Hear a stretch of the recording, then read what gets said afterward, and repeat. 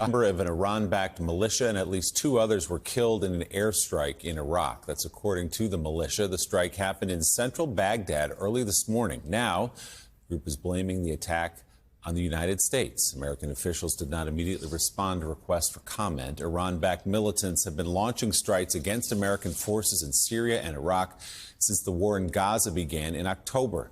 The United States retaliated last month with an airstrike inside Iraq. The strike's just another example of escalating tension in the region. Yesterday, at least 84 people were killed in 2 explosions in Iran.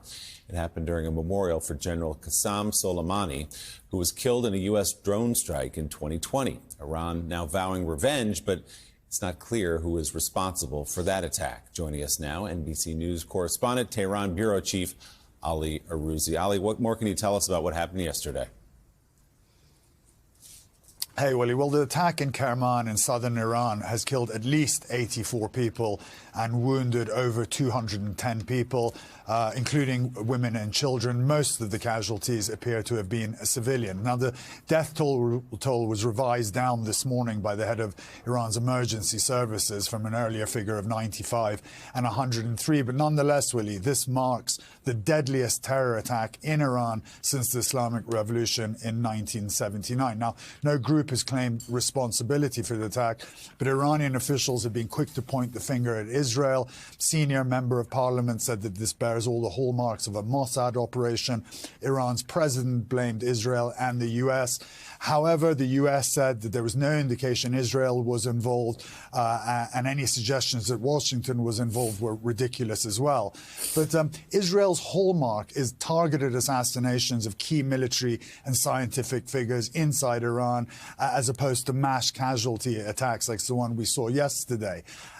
So there's a lot of confusion here about exactly what's going on. And there have been a few interesting developments as well, Willie, this morning. The IRGC has released a statement condemning yesterday's attacks, but they didn't mention Israel, as opposed to Iranian officials who were mentioning Israel all of last night. And just this morning, Willie, we're seeing on Telegram channels and some Iranian news channels that they're expecting some sort of a statement from ISIS, and that statement could be related to yesterday's attacks. So still a lot up in the air here, but the Iranians are still furious. This morning, all over Tehran, a billboard suddenly sprung up across the city vowing revenge for these attacks.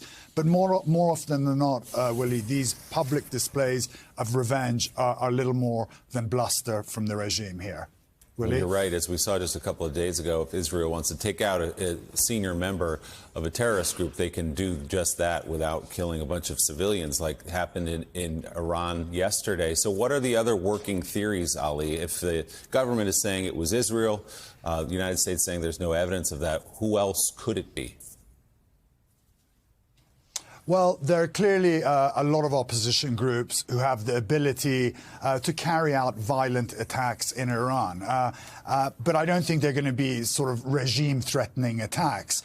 But they certainly raise the temperature. Now, the suspicion may fall on Arab separatist and Sunni jihadist groups like ISIS that I mentioned, or Jundullah, who are a Baluch group who have also conducted a lot of attacks in Iran.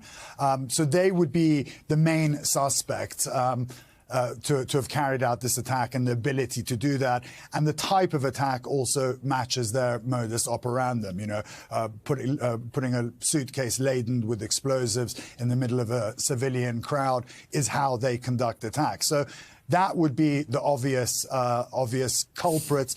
But again, it's strange that Iranian officials are insisting that the U.S. and Israel was behind this, but Iranian military figures are distancing themselves from that kind of language. So I think what's important to look out for, Willie, over the next 24 or 48 hours is what sort of reaction will come out from Iran. I doubt there'll be any sort of direct reaction from Iran's military, but we may see an uptick uptick in Iranian militias in the Levant or Houthis in the Red Sea conducting more attacks in the region, but again falling short of some sort of massive reprisal from the US or Israel. So these next few days will be critical to see how far Iran takes up the temperature. And we've seen that they have an ability, to ratchet up the temperature at will and then bring it back down. So we may see a cycle of that over the next few days. But beyond that, I don't think anything more serious.